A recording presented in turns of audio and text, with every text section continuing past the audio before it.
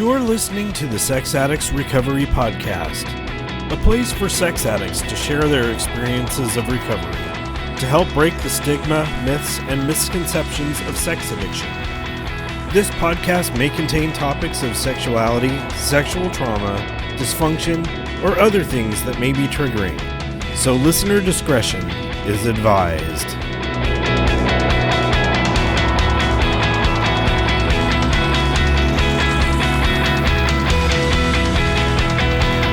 Hello and welcome to the Sex Addicts Recovery Podcast.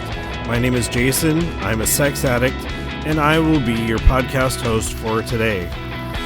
What's going on, everyone? Welcome to episode number 41 of the Sex Addicts Recovery Podcast. It has been a few weeks since I've recorded. The week after Thanksgiving, I was sick, and it's been a little hard to talk on the mic. Also, with this time of year, it has been crazy busy at my work and home life. It's also been a little bit difficult trying to coordinate with other people to be guests on the podcast.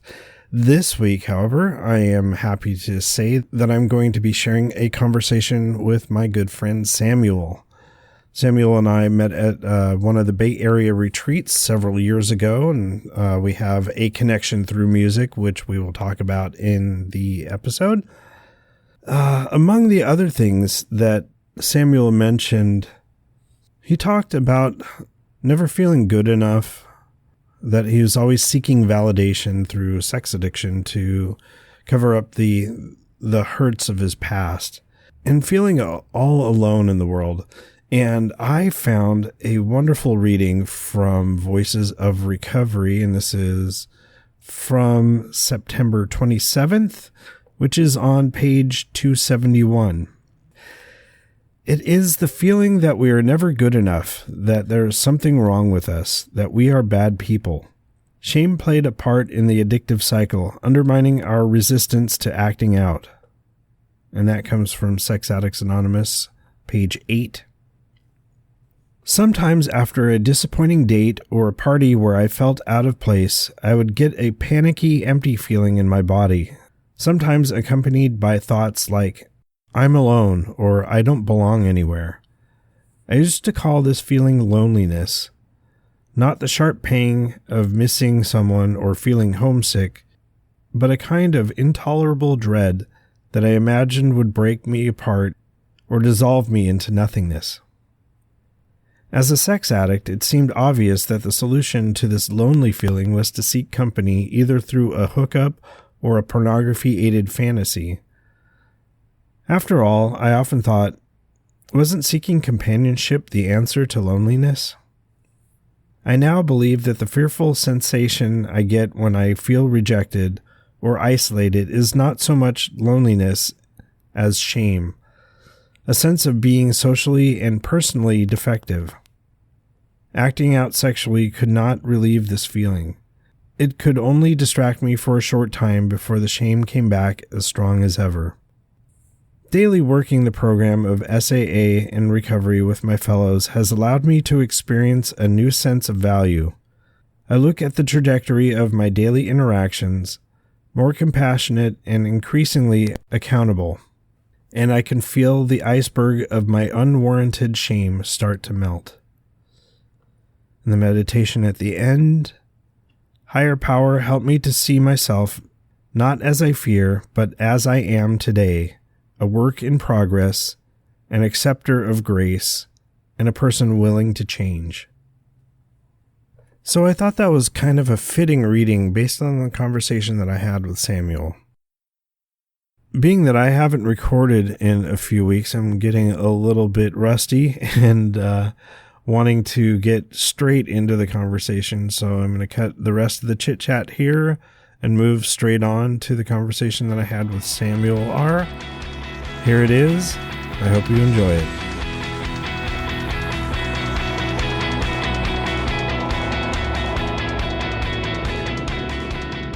Wow. Yeah. So I haven't, seen you in person in a long time, but you're still over in New York? moment, I am in a hotel in San Bruno because I came out here Yeah, yeah. a week down in Phoenix, Tempe, and a couple days up in the Sierra Hot Springs, and now I'm back until tomorrow morning. I'll go to Seattle for the day and lay over, and I've never been to Seattle, and then hop on a red eye back to New York tomorrow night. Oh, cool. Yeah, nice to have you in the same time zone. So I know when we talked about recording early on, right after I had launched the podcast, you were had just moved back there, and the time difference. I wasn't sure how I was going to work that. I have since recorded people in the UK, which is a Cool. tremendous time difference. So Yeah, it's I would say that's about 9 hours, isn't 9 hours. Yeah. Yeah. So we been able to work out different arrangements. So grateful that this worked out and you're in the same time zone right now. So anyway, we've been talking here. Really happy to have Samuel here on the podcast. Samuel, welcome. Thank you, sir. It's a Yeah. pleasure to be here and see your smiling countenance. Nice. Thanks. We've first met at one of the retreats. Probably it was definitely over in Santa Cruz when we were still in those days. So and Happy Valley. Happy Valley, yeah, I love that place. As a matter of fact, I still have it. Let's see if I can. This won't work for people on listening to the podcast, but where there's a little Yeah, in cabin. Redwood. Yeah, Man. yeah, that was just across the bridge at Happy Valley. So And of course, even before I started going to SAA retreats at Happy Valley, I was in a sister program, SLAA, mhm. where I started going to retreats as early as 1991, Wow, which is the dang. year I got into recovery.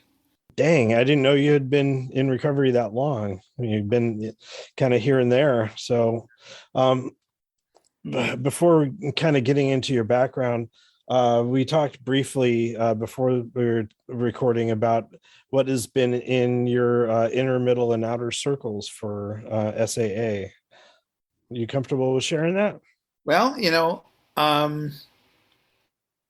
started off in recovery around essentially being willing to and interested in essentially having an emotional relationship, but also having that turn sexual as quickly as possible, and that being kind of a bass backward way of having successful longer term relationships, which reiterated my own negative self belief about you know relationships and women and all that sort of stuff. Um, as addictions do, and as I heard other people talk about what they were doing, Hmm. at one point I expanded my seeking sex to the more common things that many people talk about in SAA, including prostitution and massage and anonymous sex and pornography and so on and so forth, much of which I had never done before. I found out that's what other people were doing. And middle circle stuff has often now become more emotional states Mm-hmm. rather than necessarily behavioral things, although I do my best not to gawk at, at women largely because of the boundary issues and because one of my own beliefs growing up was that I was nothing but a fuck up that hurt other people and myself, no matter how hard I tried, Mm-hmm. which is still a very painful thought, even though I both have known it for many years intellectually and a few years emotionally that is just not true. Doesn't mean Mm-hmm. that it's not partly true, that sometimes I do that, sometimes I do that, but it is certainly not the whole of who I am. And I at one point believed that, which was Mm-hmm. extraordinarily painful and damaging. And because of some information I've gotten and the way I'm now thinking about how best to heal myself, I'm maybe taking it from a broader umbrella approach. Um, so I don't think of myself as recovering from sex addiction, although certainly I have used sex in its various forms as a way of Hmm. communication, Hmm. along with a number of other behaviors. And for me, addiction is addiction. If I'm looking for external validation, it doesn't matter if I am gambling or codependent or buying things or manipulating people or using sex or relationship or masturbating or any of those things. If I'm looking for some external validation, I'm in trouble. Hmm. Never going to get enough because it's an inside job. And one of the things that I've really worked hard on, and in fact have made presentations now on Zoom in other contexts, non-recovery contexts, has been about how to love yourself and be your own best friend. And Mm. since my mom died in February, May Day, her favorite holiday, May Day 2020, Mm. I have been alone in her home and had the opportunity to work on that and develop a relationship that is now a fiancé ship, I guess if you will Hmm. call it, a long distance fiancé ship. And if you asked me if the woman I was going to fall in love with and be betrothed to had some of the life characteristics that this person had, I would say that's not on my vision board, but apparently life is not lived Hmm. or vision boards. And as a human being, she does have all of the qualities, and I am so blessed that I hear um, both in program and otherwise of my compatriots, my friends, and the choices they've made in the women or men that they've become involved in, and how incredibly destructive and psychiatrically disturbed those can be Hmm. at great harm. And I attribute it to my parents' relationship. Um, Not perfect, but loving and generous and physically and emotionally affectionate. And, um, the worst choice I ever made was dating somebody who later turned out to be a lesbian. That was the last Wow. relationship I had before I got married. I fucked that one up, but um, I did actually get married and father two young men who were the first two human beings to whom I was biologically related that I'd ever met, having Hmm. been adopted at birth. And that and some new research that I've uh, actually another fellow in recovery that is from San Jose um, let me know about some of the research that has influenced an explosion of awareness as as to the level of trauma that Hmm. I've experienced. And I believe we're all recovering from trauma.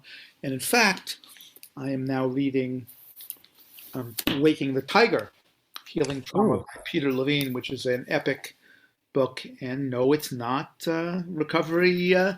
It's not SAA approved, but Yeah, it but is yeah, my, it's my trauma. resource that I'm one of them that I'm looking at, and I'm at this point open to anything that can be helpful in my recovering from trauma. And I don't know, many of you may have heard pieces of this, but my birth mother was a Czechoslovak Jew whose parents were divorced, whose mother and aunt and great uncle were incarcerated along with her when she was 11 years old in Oh, Terezín geez. concentration camp in Czechoslovakia. Both her mother and her aunt died, leaving her as an orphan. And children in concentration camps have only a 30% chance of survival if and only if they are liberated by Allied troops. My Hmm. birth mother was not liberated by an Allied troop, but because her great uncle was a textile magnate and a master chemist who had several factories. The Nazis felt the need to give him his own apartment to keep him alive so he could help them in their war effort. So some of that, as well as perhaps her being orphaned and her father who had come to the United States, wound up her going to Switzerland for a year and then coming to New York and then being impregnated by somebody who did not love her, who was described as a very cold man. Mm. The way I am thinking of it now is that um, she made what to me is an incredible sacrifice because she knew she was far too damaged a parent. And yet for 8.5 months in her womb, with whatever was going on emotionally and everything that we now know, from infant research, I felt, and it's in my body, whatever the hell that was like, and I don't imagine it was very pleasant, but that she sacrificed every day rather than leaving me a canceled check, Mm. ended, reminding her every single day of why she was so traumatized and why she was unable to parent, and she was made that choice rather than abort me. And then she gave birth to me, and all of a sudden, aside from whatever birth trauma there is, and going into, from a warm bath where all your needs are met, to a lot of lights and people activity and the pots on the tuchus to make sure that you can breathe, and then the one parenting figure is suddenly gone, never to return. And I was born with a hernia, which is not an unusual thing. Mm-hmm. What was unusual is I also simultaneously had a stomach virus, and they cannot operate on you when you have a stomach virus. Wow. So for 7 weeks, I went back and forth between the emergency foster care and what I imagined in the maternity ward was two overworked, underpaid, understaffed nurses trying desperately to discern, moment by moment, which of those 30 screaming newborns needed their attention most urgently. Wow. So I learned how to sleep really well. I'm your favorite narcoleptic, which can work in certain circumstances, but as a life strategy, that massive denial, Uh-huh. not so much. And I'm committed these days to living as conscious a life as I can with all of what that entails. And I'm extremely sensitive these days to all kinds of things. And then the things that are happening out in the world and how people are responding to it and the things I grew up believing and how my parents reared me, because Eva, my birth mother, and Walter, my birth father, who didn't want to have anything to do with me, he's the only one who's surviving out of the four at this point. Mm. I mean, we're talking about miracles here. It's a miracle that Eva got out. It's a miracle she chose to rear me. It's a miracle that I got then adopted, you know, by the parents I got adopted by. So Eva and Walter gave me life. Leah and David, my extraordinary parents, gave me a life. And then in April, on April 13th, 2016, when I got a phone call from my birth mother's first cousin, Mm-hmm. and all of that, all the miracles that had to happen to have that happen, and then all the miracles that also had to happen exactly the way they happened for so many other things to happen, including my understanding and knowing all the things that I know now, because the adoption agencies don't tell you, and you know, so on and so forth.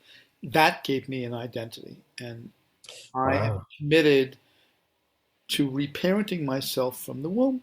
I take a bath every morning, and I don't go through a narrow birth canal into a crazy hospital with being, smacked and, all of that.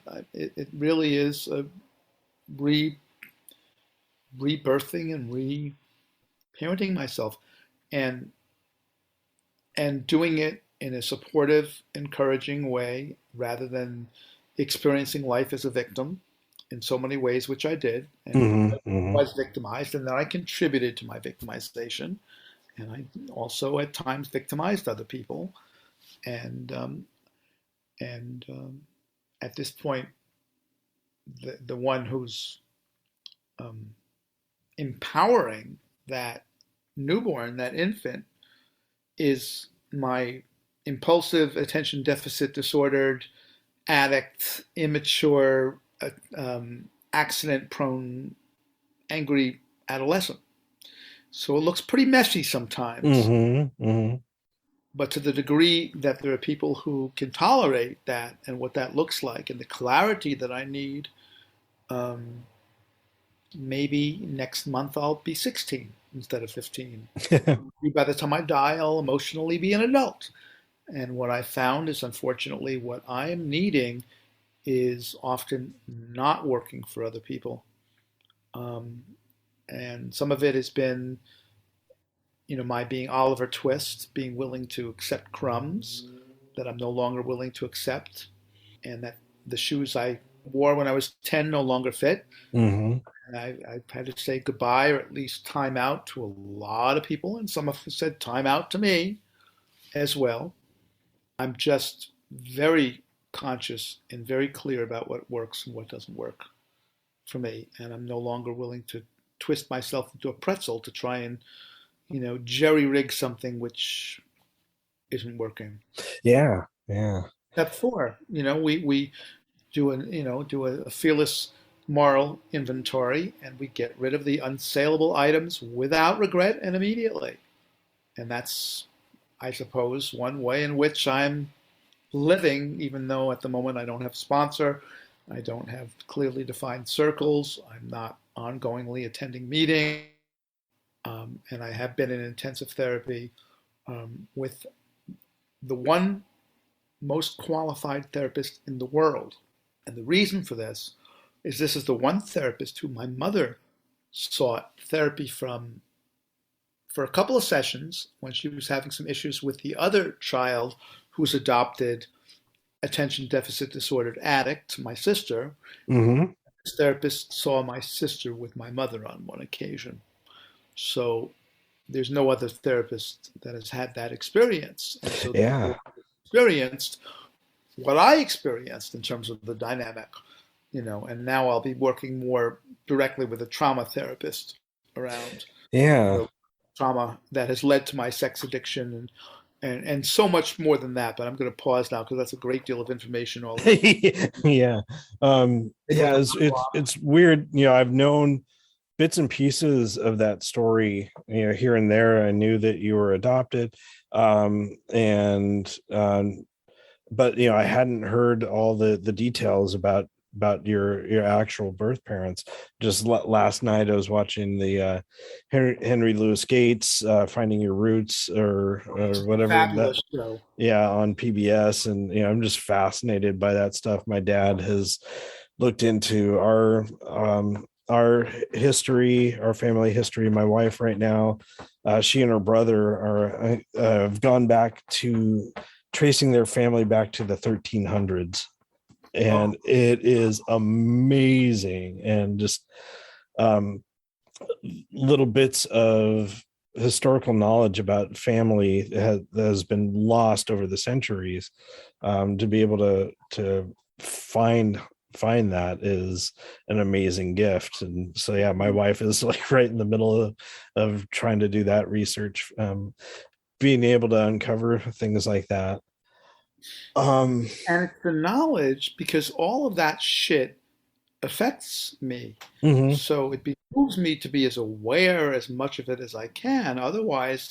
You know, otherwise I'm just acting it out without any control or knowledge or ability to do anything but the best I can without it. And that kind of knowledge, which provides more of an identity, I believe, is crucial to be able to make more informed and therefore more constructive and healthier choices.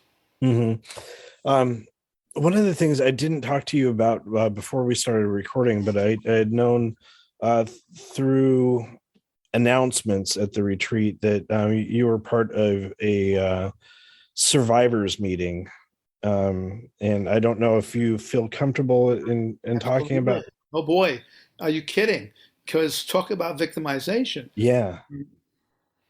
First of all, about four important things happened to me when I was three. And I don't remember them, but this is family lore. And so it doesn't surprise me that when I started dating single mothers, the two single mothers I dated had 3-year-old boys. The second one was adopted from South America. Hmm. So God, whatever it is, works in mysterious ways. And I grew up as a, militant atheist within a cultural, philosophical, and ethnically, strongly ethnically Jewish family. And then when I found out so much of what I've just discussed with you, it's like, Hmm. okay, when I look, and I haven't even told you all of the miracles that allowed me to Yeah. find out all of these things and so on. I've come to the conclusion that there is something that has taken hella good care of me because against all odds, I'm here. I'm not an RSO.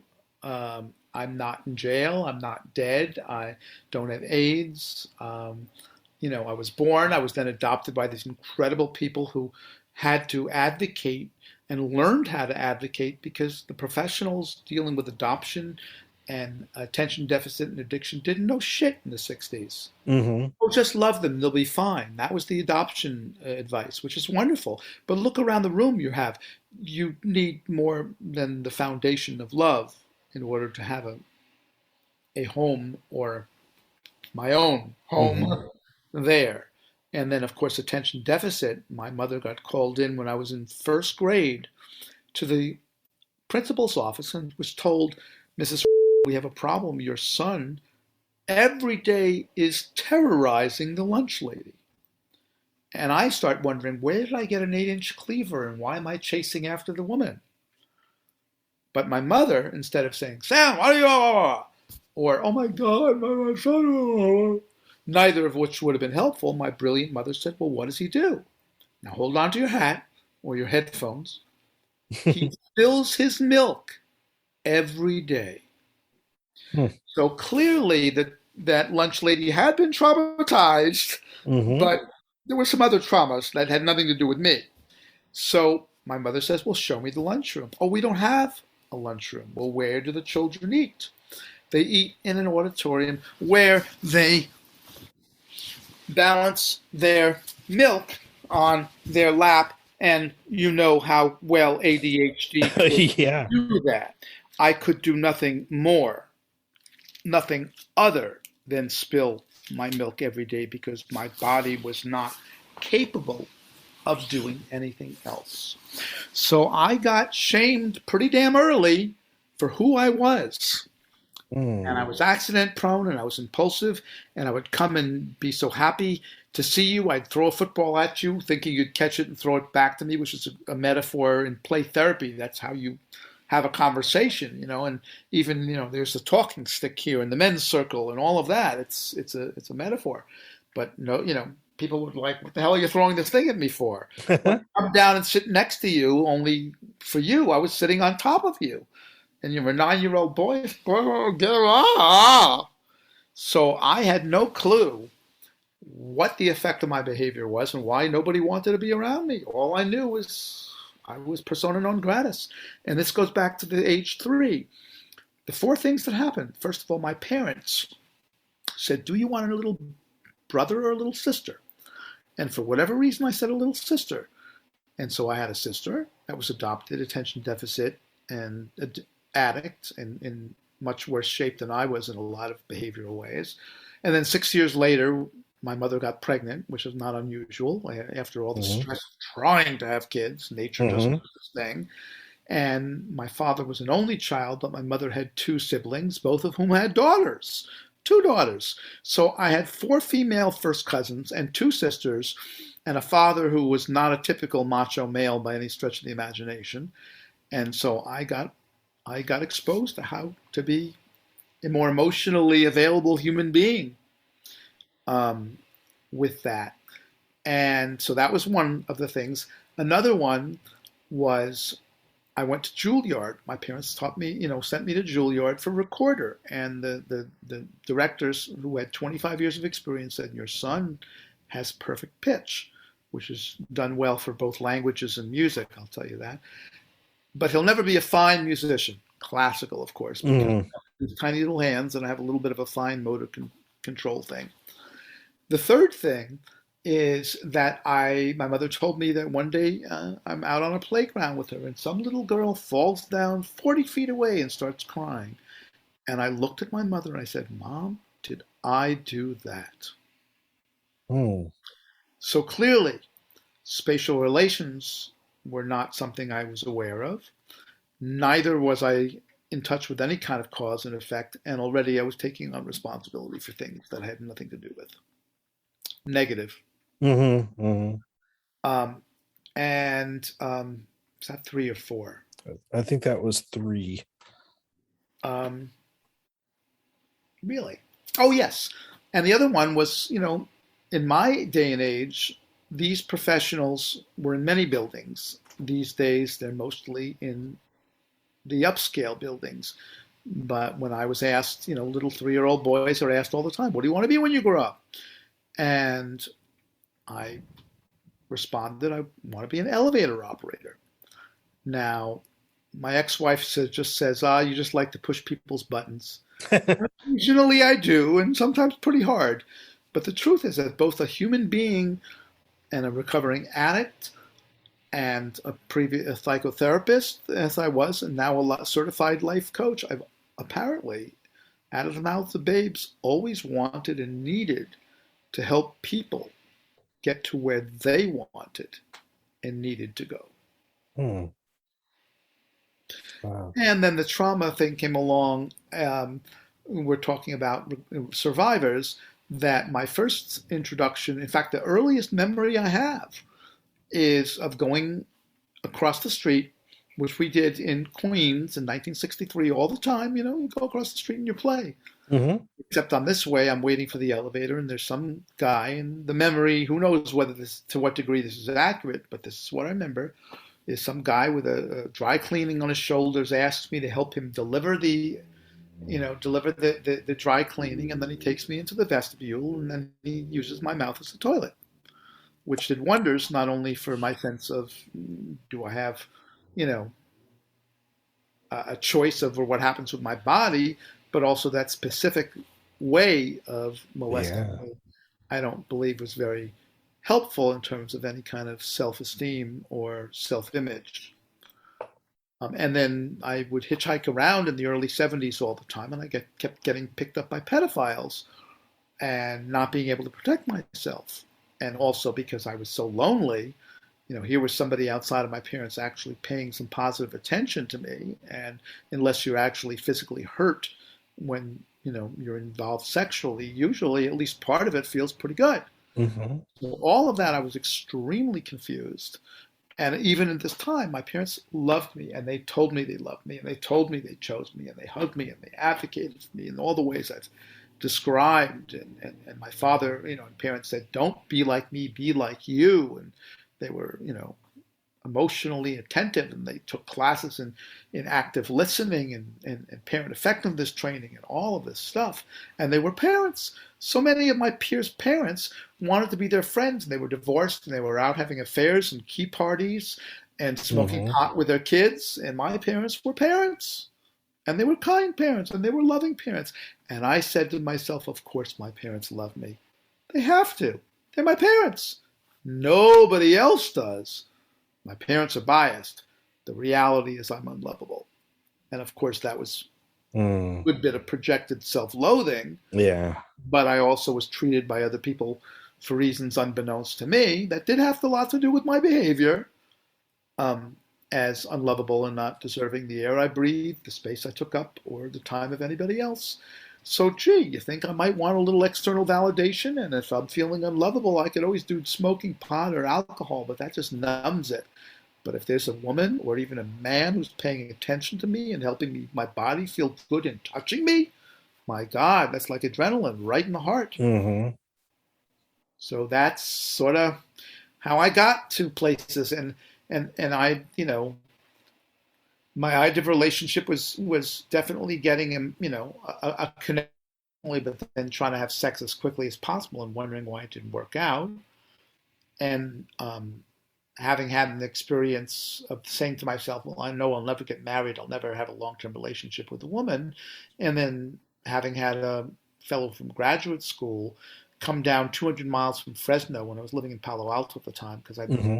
come out from New York and did graduate school in Fresno, where I managed to get kicked out of a doctoral program there, transferred to one up here, and then kicked out of the one up here, while these two best friends of mine were graduating with their PhDs and one of them marrying the most voluptuous girl on campus and blah, blah, blah. So this friend came up and we were smoking dope and having a lot of time and fun and playing music together and going out and being, strange at 4 a.m. in clubs and, watching people's reactions, not necessarily the most sensitive thing. But Mm. I guess, the waitresses would say, hey, there was this guy who came in at 4 a.m. and said, goodbye, you are Hal. I'm extremely attracted to your oblong eyes. And I think that what I was saying that Sears and Roebuck have a sale on bikes. And these glasses are really tremendous. My foot, what's wrong with my foot? I don't say some words. What comes to mind? So it gave people something to talk about. And at least that was my rationale for us being all wasted and just doing stream of consciousness stuff. And then in the morning, I said something insensitive to him. And he packed up his equipment and he drove the 200 miles back to Fresno, and that was the end of that relationship.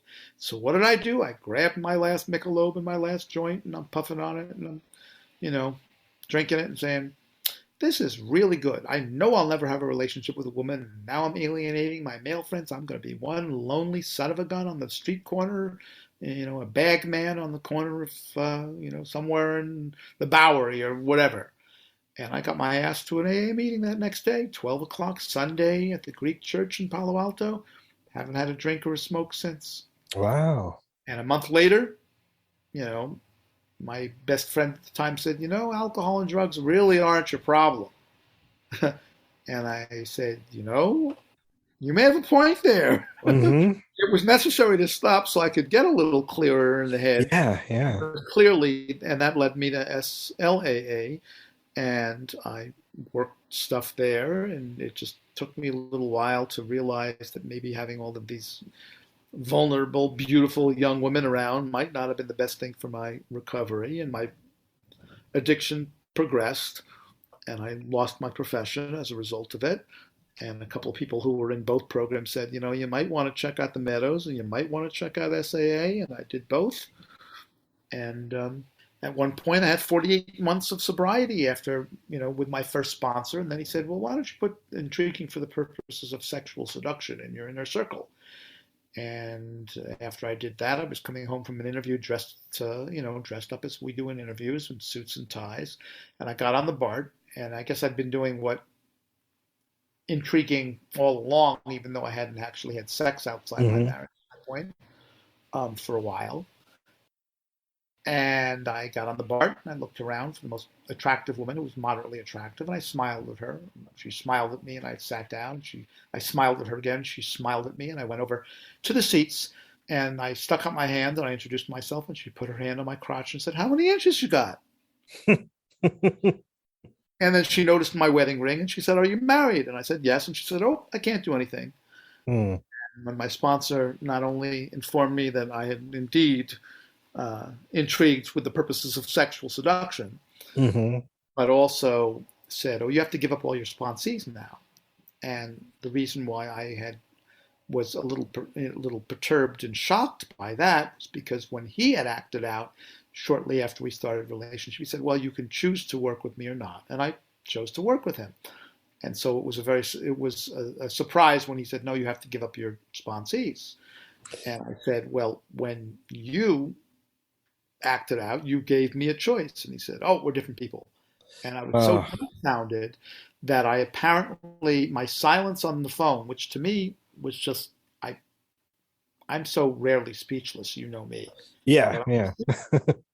And so my then sponsor said, "Well, call me when you want to talk." I was going off, on a vacation and all, and I checked in with him and did all the other things. And then he called me back at some point after that and said, "Oh, I thought you were going to call me." I said, "I wasn't ready yet." And he said, "Well, let's, meet at a cafe." And we'd always met at this house. And he had intimated that, he had had a hard time with my response to his responding to me. And his phrase was that I had held him hostage on the phone. Mm. And so when he said we'll meet in a cafe, I knew what the outcome was going to be. And Yeah. I had been dropped by previous sponsors in the past, which, you know, I had a part in all of that. And that, again, was my replaying and re traumatizing my adoption relinquishment. You know, Hmm. they're nurturing people and they're rejecting me, which is how an infant feels when that happens. I certainly know that was not all the case, but the body just has these experiences and these sort of senses and it can, which is why when these old feelings come up, I know both intellectually and emotionally they're not true. But because they all started before I had language and cognition Hmm. and everything else, they are in there, and I have to use my 62-year-old skills to say, yo, chill out, man. That's Hmm. real. That's not true. It feels that way. Yeah. These are not facts. Yeah, I know for myself, I have a lot of negative self-talk that you know comes in and out, and I know in my heart it's not true, but it doesn't prevent those thoughts from coming. One of the things I was going to mention is there's a period of time where I was having a lot of slips, and with my sponsees, I did give them the choice um, to continue working with me or find someone else. And I did have a couple of guys jump ship. They wanted some better stability, and other people felt comfortable with the the handed down wisdom that I was given, that I was able to put forth.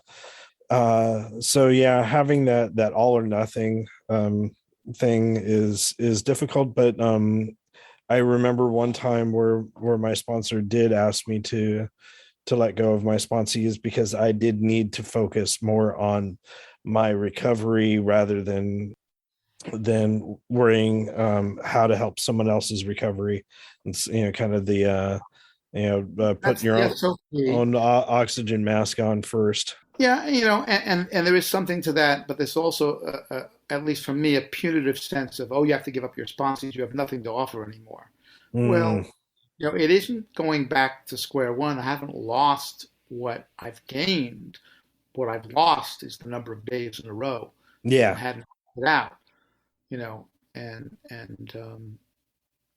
so at least from my position now, the idea of choice is useful. And yes, it still does mean I have to put the mask on myself, and there's something that clearly under certain circumstances. That's all true also. But again, these days I'm doing a whole lot more of thinking of ands rather than ors. Hmm. Hmm. It feels like to me this is a real spiritual battle that is going on 168 hours a week. And I had 1 hour of time with that therapist, and the other 100, 67 are with people that I know, like yourself, and um, many people in recovery of one kind or another, and people coping with life, and people who know me, and people who are friends, and just working on this very, very central piece, Hmm. for me. And I'll tell you, I have not always been an easy person to deal with anyway. And now, I've had people basically feel my request for specifics and clarity to be demanding and controlling. Mm.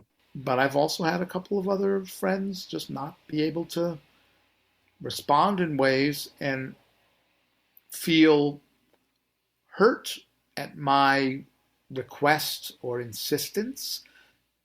Maybe it's my insensitivity that they're just unable because I take it for granted that it just is not a difficult thing, and it may be. And so I get insistent. And then when I realize they're hurting, I'm already hurting because that just goes right back into my, oh, I do nothing but hurt other people and Yeah. myself. And then they respond in ways, and then that hurts more. And it's just the sprained ankle that keeps getting worse and worse and worse. And unless I can find some way to get a cast around it, so that it can heal like a broken bone can heal most Hmm. often stronger with the proper treatment, constructive conflict resolution. But if I can't do that at this moment, I would rather not have any contact because I first want to do no harm.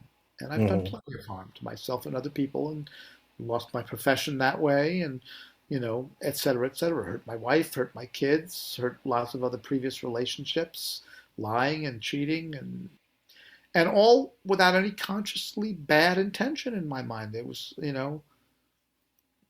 but actions, speak louder than intentions. The road to hell Yeah. with the best of intentions. So it's challenging. Yeah. Um, there are two more things I really want to cover. The second being music, and we'll kind of round out the end of the show with that. So I met you at the retreat, but we have done a lot of work over the years in intergroup, and the service work that you had done over the years with our quarterly newsletter, and you were the steward of that for so many years. And I really loved what you were able to do with that. And how did you get into being a person in SAA to moving more into service work with intergroup? Thank you. Well, I am a wordsmith. I am a songwriter.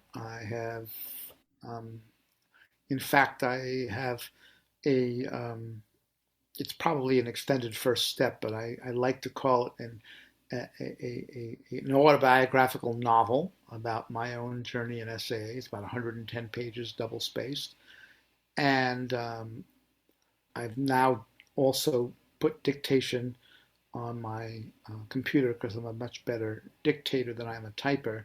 And I'm Mhm. going to be doing have a outline already on my memoir. So I have those skills.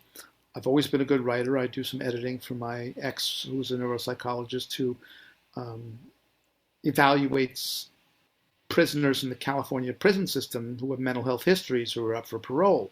But my wanting to be of service, my doing writing, and it just, I suppose, was a natural fit. It seemed to me, and I did a little bit of writing, did mostly coercing other people to contribute in the Mhm. hopes of that, helped some people, got people who knew how to do the layout because that is not something I know how, to do. So it was a little while, but we've had a lot of people, work on that, which I think is wonderful. Any of the written work, particularly for people who don't have in-person meetings before the pandemic, and then they didn't have much Mhm. way of non-in-person meetings either. And given the fact that this is something I struggle with on a daily basis, again, in a slightly different framework, but, if I'm struggling with a basic sense of, am I lovable? Well, that leaves me pretty vulnerable to doing all kinds of things that might help negate that horrible self image of being Mhm. a lovable person. And I think that's something so many of us struggle with, whether we're consider ourselves addicts or not. That's the trauma. All I know is we human beings seem to do a much better job of hurting ourselves, not learning from our history, than we do of healing ourselves. And Yeah. I find that incredibly sad, and the incredible pain and suffering that occurs in the world as a result of that, it seems to be getting much, much more heinous and difficult, is very discouraging for me these days. I miss Yeah. my parents terribly, and I'm glad they're dead. My eternally optimistic mother would be depressed. My father would be more apoplectic than I am. Yeah. I remember. I forget which virtual retreat it was, that in the talent show that you had, you sang a song that your mom passed on to you. I can't remember what song it was, but it was, it could have been Pete Seeger or something along those lines. But yeah, I remember you talking about what this was just after she had passed, so it must have been So you said that was April or no, May May 1st, 20. 2020. So it Yeah. would have, I mean, I guess the next retreat would have been the year later. I think it was probably, I know we did a summer music jam. So that That could must have have been, been, that must have been it. And yeah. then probably it was the song I wrote for her. You know, I had Hmm. written a song um, for my elder son when he was my only son called Beautiful Baby Boy when he was a year old. And then when my mother died, I wrote a song with those same three initials, but Brightly Blazing Bonfire. Hmm. So it was a song about watching her die. Yeah. So with your songwriting ability and stuff at the where we really met and connected was at the talent show at the retreat, and just the music that you've played over the years, and I've got to accompany you on at least one um that I was playing backups. Wanted to talk about um what music has meant to your life in general and in recovery. Everything. My parents exposed me to a wide range of music, world music. Although in those days it was, Olatunji, and it was, Harry Belafonte, and it was the Clancy Brothers and Tommy Makem, but it was a wide variety and a lot of folk music. I got Dylan, I got the Beatles, I got Joan Baez and Judy Collins and Tom Paxton and Phil Oakes, who was my favorite songwriter, and I mean favorite protest songwriter. Mm-hmm. And so they introduced me to that. They introduced me to classical.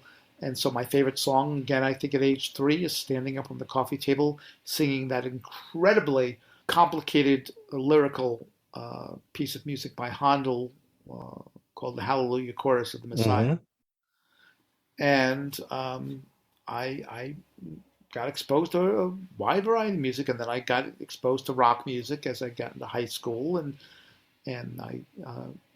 then I took one mini course, a group class of an hour and a half a week for 13 weeks, and I bugged people, and I took my perfect pitch, and I listened to records, and I took things out, and I played them, and I played them, and I'm not the most talented person by any stretch of the imagination. I have a lot of, being self-taught. I have, a lot of lousy, you know, ways of playing, but my work ethic, my tenaciousness, Mm-hmm. tenacity, that's really the word, my patience and persistence and asking for people and bugging people and playing with people, and my being in touch with my emotions and being able to express them. And my father, my extraordinary father, is in a lot of projects. One he didn't get to do was answering this rhetorical question: is art a biological necessity? And if we take a look at the cave paintings, Mm-hmm. when the people had to fight every day to get enough food, I would say the answer is an unequivocal yes. They had just as much need to express and to communicate what their experience was as it was to feed themselves and their family. So I've written over 100 tunes. I've got 35 of them online on SoundCloud and a variety of the other platforms, and I've got a bunch more that I can use technology, my little old iPhone here, and have voice memos. Mm-hmm. And Mm-hmm. one of these days, maybe I'll put them on. But music is has been, and it's been an incredible therapy because I was a very lonely teenager because I had almost no friends, and I certainly didn't have girlfriends, and I was very confused about my sexuality. And here's another miracle.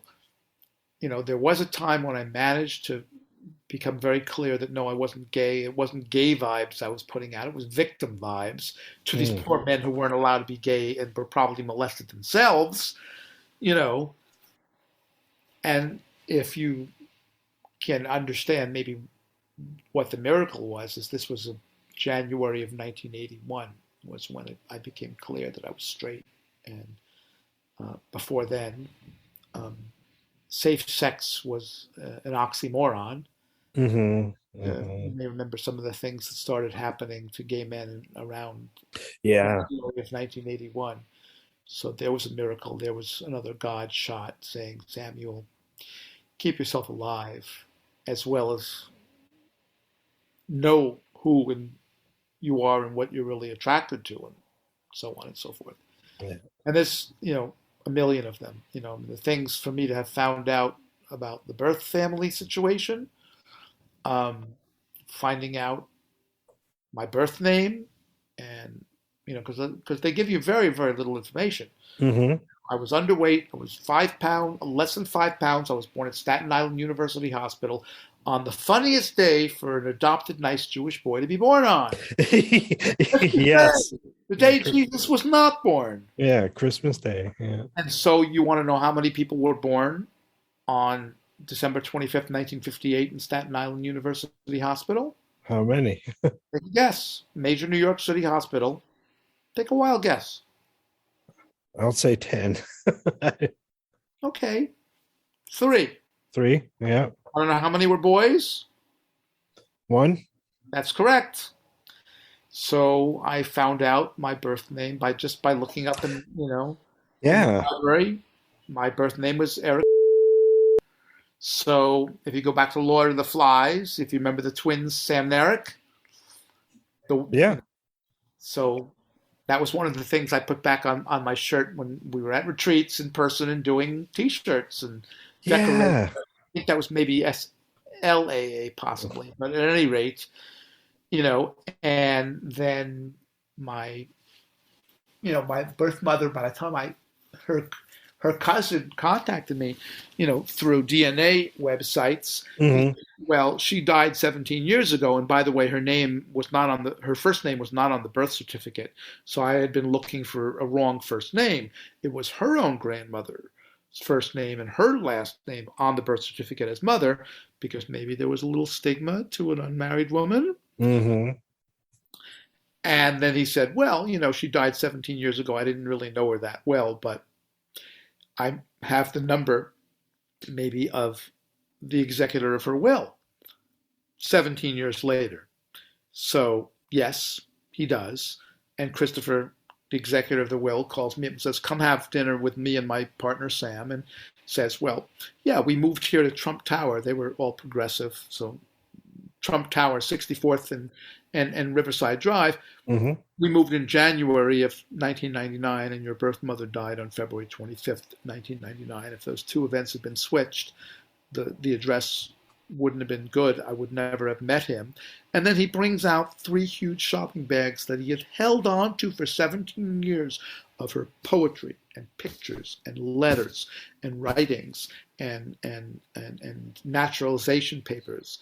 And he had been her best friend for the last 20 years of her life. Oh. So he was able to not only pass on her things to me, but tell me anecdotes of who she was, and that gave me an identity. So there's a few more miracles just thrown in right in there.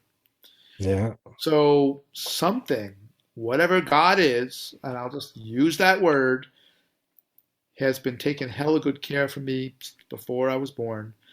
And so maybe I can have a little faith that'll continue if I take care of my own side of the street. Beautiful. It's left me with a whole lot less angst, even though there's all this crap in the world happening that is not pleasant for me to experience. Yeah. But, and the music, is, the writing and the music are the main forms of expression. And I don't know where some of these melodies come from and all of that. Well, we are coming up on our time. I usually have an hour, give or take, 10 or 15 minutes. Kind of. Yeah. So, anyway, I really appreciate you coming here on the podcast. And yeah, I knew that you were in town this week, but my work schedule is such a pain. So I'm hoping that next time you're out that we'll be able to actually see each other in person. Yeah. And to be able to jam together. It's been so long. So you got your guitar there. I do. If I can play one song, this is the one I probably played it before there. But at the retreat, yeah. This is a song, the not the first, but the song I wrote for my son when he was nearly a year old. And we were in Cancun, and it's 5 in the morning, and he is, sleeping on the bed, and we're overlooking the Caribe, the Caribbean Sea, and it's 5 in the morning, and the sun is coming up, and the sky is this gorgeous burnished gold and orange and yellow and red. And I looked down at my son sleeping, and this is what came out. And I like to dedicate this to all the beautiful baby boys and girls of the audience.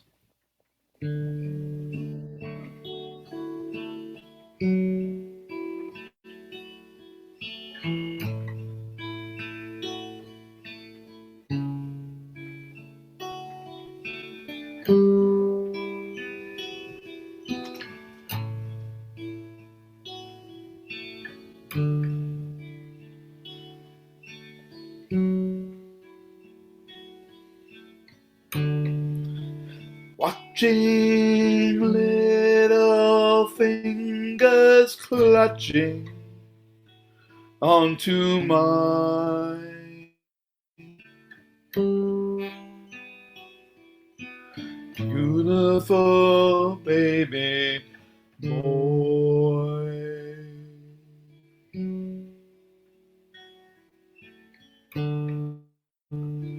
Rhythmic breathing of his journey into sleep.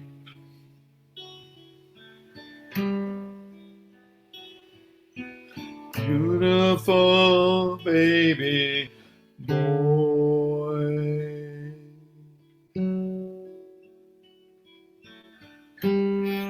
Emotions I can't even fathom seem to wash over me like waves.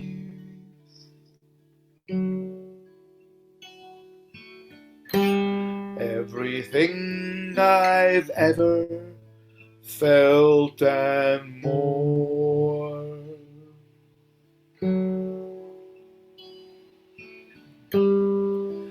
And for all my shipwrecked seasons in the icy shores of hell,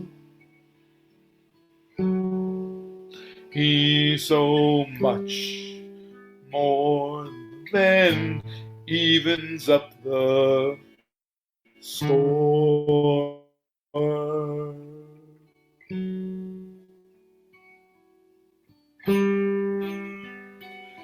My beautiful baby boy.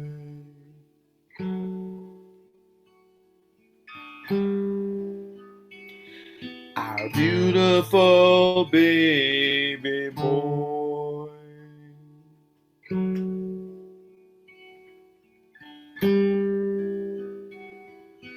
Ours, and yet not ours.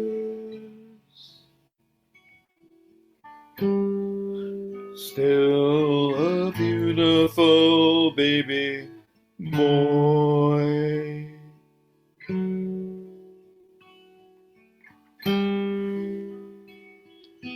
Beautiful baby boy. Joshua.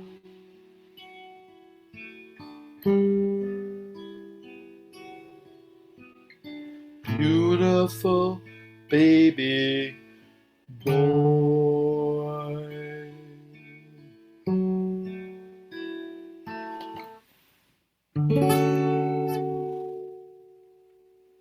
Oh, that was beautiful. Thank you so much for sharing that, Samuel. Thank you. It's even better story. Part of that is that I was helping a friend of mine clean out her bookstore, and I find a tape of a live recording of that when Joshua was about 3 years old, and he's singing along with it. Oh, cute. That's so awesome. So, we're all beautiful baby boys and girls, and all 8 billion of us on Earth, unique human beings that all deserve our basic needs to be met, and yet the circumstances of our birth almost completely determine whether we do or not. And I'm blessed. I have my white privilege. I live in the United States. We have lots of things that lots of other places don't. And it's incumbent upon me to be of service and to share some of that with people, because that's what human beings do, is help to heal the world. The Hebrew word is tikkun olam. If I'm not for myself, who will be for me? If I'm only for myself, who the fuck am I? And if not now, when? And it's not incumbent upon me to finish the work, not my job. But neither am I to avoid my part. And each one of us decides what is our part. And our part is to become as healthy human beings as we possibly can, to deal with our trauma, so that we can be of service to ourselves and to other people, and the people we love and the people we don't know, because they're just as deserving as we are. Indeed. And thanks, Jason, for asking me and for blessing me with your friendship over the years. And you're very welcome. And likewise. And thank you so much for joining on the podcast, and look forward to seeing you in person soon. God willing. Take care, brother man.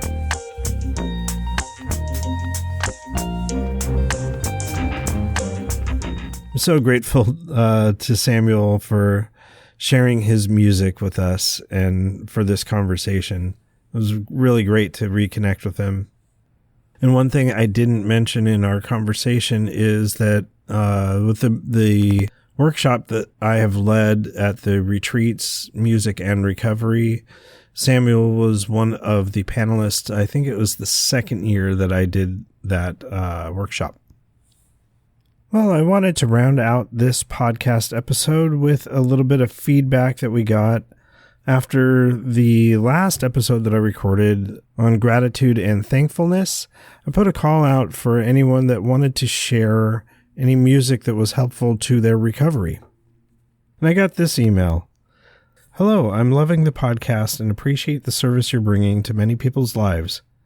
Here are a few songs that help me with my addictions. Please give a listen and let me know what you think. And there were 4 links from songs from William Prince, an artist that I have not heard of before. And I listened to all 4 tracks. I really connected with a couple of them. And with the song Earthly Days, I really love his voice. But the song Higher Power is one that I really connected with the music, his voice, and the lyrical content. And I wanted to play a little bit of that song here. Yes, there's a higher power, and now I know his name. When I called on Jesus, into my life he came. He took away my cravings, and he washed away my sins.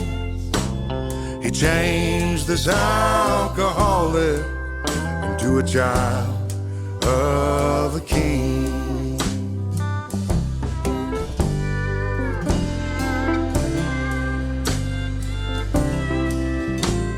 Such a beautiful song. Thank you for providing that feedback for the podcast and turning me on to a new artist. And I will be leaving links to that song in the podcast show notes. So if you wanted to provide any feedback for the podcast, anything regarding a specific episode, if you wanted to add songs such as this past email that are part of your recovery, or other things that you would like to share here on the podcast, email us at feedback@sexaddictsrecoverypod.com.